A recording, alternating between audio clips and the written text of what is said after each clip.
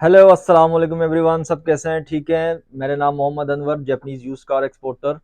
पिछले व्लॉग में जैसे हमने आपको जापानीज ऑक्शन हाउस के हवाले से गाइड करना शुरू किया था, पिछले व्लॉग में हमने बात की थी आपको कार कैटलॉग के हवाले से, जैसा किस तरह से आप कार कैटलॉग में गाड़ियां सर्च कर सकते हैं, मतलब गाड़ियों के वेरिएंट को सर्च कर सकते हैं और वो किस तरह से आपको हेल्प कर सकते हैं गाड़ी पे बिड करते वक्त। इस व्लॉग में हम बात करेंगे, थोड़ा सा उससे आगे बढ़ेंगे मंथ ऑफ प्रोडक्शन और सेल स्टेट्स के हवाले से। तो चैनल आपका टाइम ज़्यादा वेस्ट नहीं करते, let me take you to the option. तो ये मंथ ऑफ प्रोडक्शन नज़र आ रहा होगा, ठीक है, और ये है sale states. Month of production का जैसे मैंने पिछले व्लॉग में आपको बताया था कि हम पाकिस्तान में जो गाड़ी इंपोर्ट करते हैं, छोटी गाड़ी मीरा, वेड्स, 500, वैगनार, ये जो छोटी गाड़ियाँ एक्जियो वगैरह, जो फैमिली कार्स हैं, ठीक है, पैसेंजर कार्स, इनको आप 3 साल पुराना इंपोर्ट कर सकते हैं।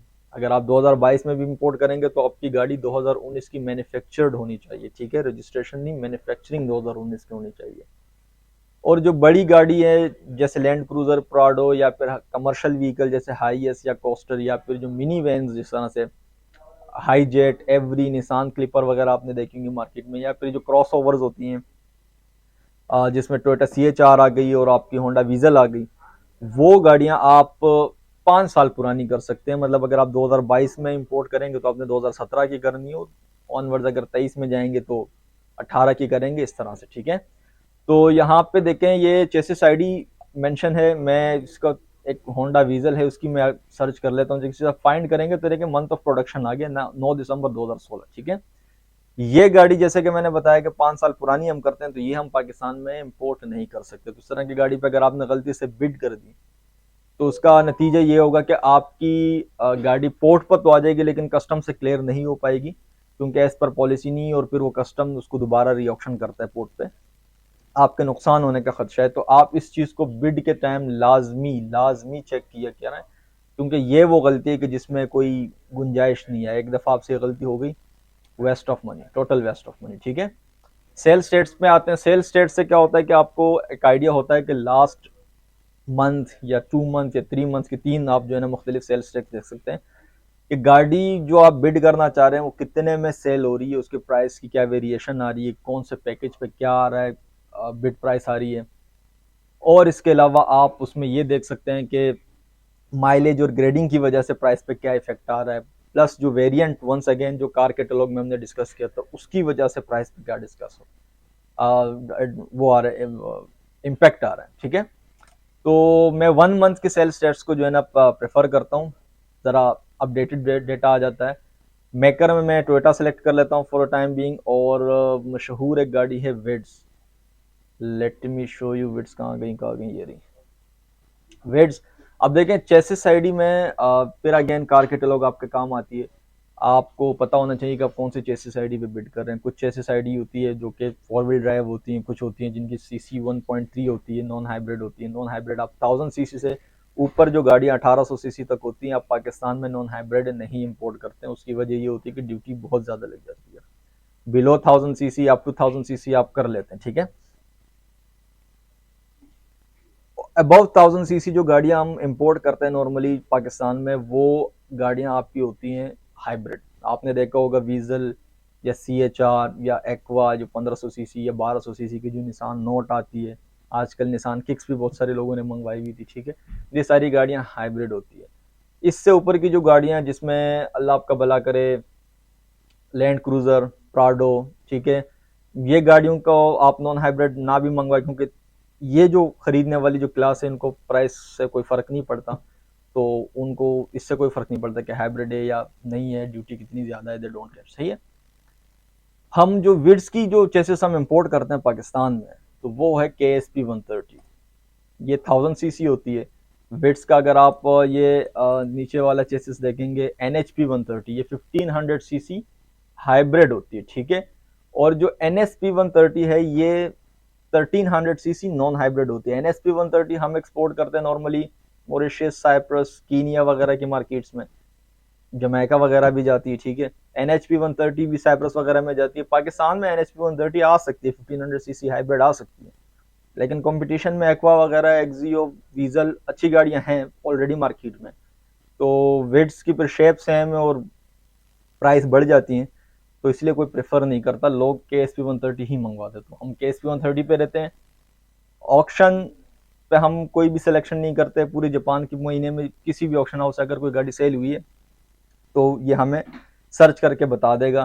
कंडीशन जो आपने नॉर्मली सुना होगा, ऑक्शन ग्रेडिंग एक होती है चीज़, 4 ग्रेड है, 4.5 ग्रेड है, ठीक है, R ग्रेड है, तो वो भी आपने एज इट इज़ रहने देना है ताकि आपको आइडिया हो कि कौन से ग्रेड की गाड़ी कितने में जा रही है, ठीक है। ईयर चूंकि हम 2019 उस वक्त में 2022 सितंबर को ये वीडियो बना रहा हूँ, तो 2019 में सेलेक्ट करूंगा, ठीक है। अगर आप ये वीडियो कहीं अगले किसी साल में देखते हैं तो उस हिसाब से फिर आप देख लीजिएगा। सर्च करेंगे आप तो ये देखें जी, सेल स्टेट्स आ गए हैं डेट वाइज के 3 तारीख को गाड़ी कितने कितने में सेल हुई थी, ठीक है, 2 को कितने में हुई थी, इस तरह से मतलब सारे डिसेंडिंग ऑर्डर में आ गए। ये जो प्राइस लिखी हुई है यहाँ पे, जो 80,000 जो कहीं पे लिखी हुई है, कहीं पे 1 लाख लिखी हुई है, कहीं पे 4,50,000, ये कभी भी जब आप ऑक्शन में गाड़ी डालते हैं तो कोई स्टार्टिंग प्राइस आप सेट करते हैं कि इतने से मेरी बिड स्टार्ट है, तो this is the starting price. ये जो नीचे ग्रीन कलर में आ रहा है, इस प्राइस में गाड़ी सेल हुई है, ठीक है, ये सेल आउट प्राइस है। बाकी देंगे इनिशियल जो कुछ आपको इन्फॉर्मेशन चाहिए होती है, देखिए माइलेज लिखी हुई है, कंडीशन में आपको ग्रेड लिखा हुआ है 4.5, कहीं पे R है, कहीं पे 4 आपको नजर आ रहा होगा, कहीं पे 3.5, ठीक है। बॉक्स ऑफ मॉडिफिकेशन और इक्विपमेंट में आपका ये गियर शिफ्ट लिखा हुआ है, FAT मतलब flat automatic, floor automatic, sorry, floor automatic, और ये अपना F पैकेज है, ये सेफ्टी एडिशन 3 है, ठीक है। इस तरह से सारे इसके पैकेजेस वगैरह लिखे हुए हैं। चेसिस आईडी KSP 130 हमने सेलेक्ट की थी, 1000cc है, ईयर लिखा हुआ है, डेट ऑक्शन की लिखी हुई है, कौन से ऑक्शन में आई थी, किस लॉट नंबर पर आई थी, सारी डिटेल यहाँ पे लिखी हुई है। अगर आपने गाड़ी देखनी हो तो आप इस पर क्लिक करेंगे, आपके सामने गाड़ी खुल जाएगी। ये इसकी ऑक्शन शीट आ गई, ऑक्शन शीट हम अगले उसमें इंशाल्लाह समझेंगे, ठीक है। यहाँ से थोड़ा सा आपको आइडिया हो जाता है कि देखें ये F पैकेज की गाड़ी है, 4,500 चली हुई है, तो ये 8 लाख में गई है। ये भी F पैकेज की गाड़ी है, 12,000 चली हुई है, लेकिन 4.5 ग्रेड की 9 लाख में गई है। अब इसी के नीचे देखें F पैकेज 45,000 चली हुई गाड़ी, लेकिन RA ग्रेड है, रिपेयर्ड एक्सीडेंटल गाड़ी है, ठीक है। ये देखें लाख नीचे गिरी हुई है उससे। समझ आ रही होगी आपको कि सेल्स टैक्स देखना क्यों जरूरी है। अब ये वाली गाड़ी आप जाहिर है 9 लाख में नहीं उठाएंगे, क्योंकि ये देखें इसका पिछले दरवाजा ऑलरेडी रिप्लेस्ड है, ये 2 पीस टचअप हैं, और ये छत पे भी इसके टचअप है, ठीक है। तो इससे आपको देखें प्राइस का बिल्कुल क्लियर आइडिया हो रहा है। अब सेफ्टी एडिशन 3 पे आप जाएं, हालांकि ज़्यादा चली हुई है, 4.5 ग्रेड है, लेकिन ज़्यादा चली हुई है, लेकिन देखा आप उनसे भी ये महंगी, सिंपल F से जो है ना महंगी बिकी हुई है, ठीक है। Safety edition 3 top of the line variant होता है, इसमें सारे जो फीचर्स हैं आपके LED जो ये देखें स्कूप लाइट्स वगैरह लगी हुई, LED लाइट्स लगी हुई, रडार शडार लगा हुआ है, ट्रैक्शन कंट्रोल लगा हुआ है, ठीक है। सेफ्टी फीचर्स वगैरह इसमें सारे होते हैं। इसके अलावा इसकी जो पियानो डैशबोर्ड होता है, इसका जो नया बकेट सीट आती है इसके अंदर, ठीक है। ये top of the line variant of the विड्स है। तो ये देखें वेरिएंट पैकेज हाईएस्ट है, तो उसकी वजह से माइलेज भी उसकी ज़्यादा है, फिर भी वो सबसे महंगी बिकी है। नीचे भी देखें तो ये हाल है, 4 ग्रेड की गाड़ी है, लेकिन स्टिल 861 में गई है, ठीक है। फिर इस तरह से नीचे आते जाएं, कुछ गाड़ियाँ सस्ती भी आई हैं, कभी कभी ऑप्शन में होता है कि सस्ती भी आ जाती है। अच्छा, नीचे देखें कुछ गाड़ियों पे नॉट सोल्ड लिखा हुआ है। नॉट सोल्ड क्यों होती है गाड़ी? जब आप कभी भी जापान के किसी ऑक्शन में गाड़ी ऑक्शन के लिए डालते हैं, तो आपने उनको एक प्राइस बतानी होती है कि भाई इस प्राइस में मेरी तरफ से गाड़ी सेल आउट है, ठीक है। अगर तो वो प्राइस मीट नहीं करती है तो वो गाड़ी नॉट सोल्ड चली जाती है। मतलब आपने कोई जो डेडलाइन दी हुई है, लेट से ये गाड़ी गई है 6,77,000 में, नॉट सोल्ड, ठीक है। अगर आपकी लेट से इस पे 7 लाख की प्राइस आपने दी हुई थी कि भाई मेरी तरफ से 7 लाख में गाड़ी सोल्ड है, और वहां तक प्राइस बिड में नहीं आई, तो ऑक्शन हाउस उसको नॉट सोल्ड कर देता है। फिर वो सेलर से रब्ता करते हैं नेगोशिएशन के लिए। अगर सेलर कि वो नेगोशिएशन में एक्सेप्ट करता है तो ठीक है, अदरवाइज दोबारा से आप ऑक्शन में गाड़ी डलवाते हैं। तो ये था आज की सेल्स टैक्स के हवाले से, ठीक है। सेल्स टैक्स का एक व्यू ये है, और दूसरा व्यू अगर आप यहाँ पे थोड़ा सा सर्च पे क्लिक करेंगे तो इस तरह से भी एक व्यू आता है, सेम यही चीज़ है। इसके अंदर भी आप मतलब गाड़ी सेलेक्ट करें और अपने प्राइस वगैरह यहाँ से देख सकते हैं। लेकिन इसमें ये कि थोड़ा सा और आसानी हो जाती है, KSP पे आप आ गए, आपने ईयर जो है ना 2019 सेलेक्ट कर दिया, यहाँ पे भी सेम चीज़ है, ठीक है।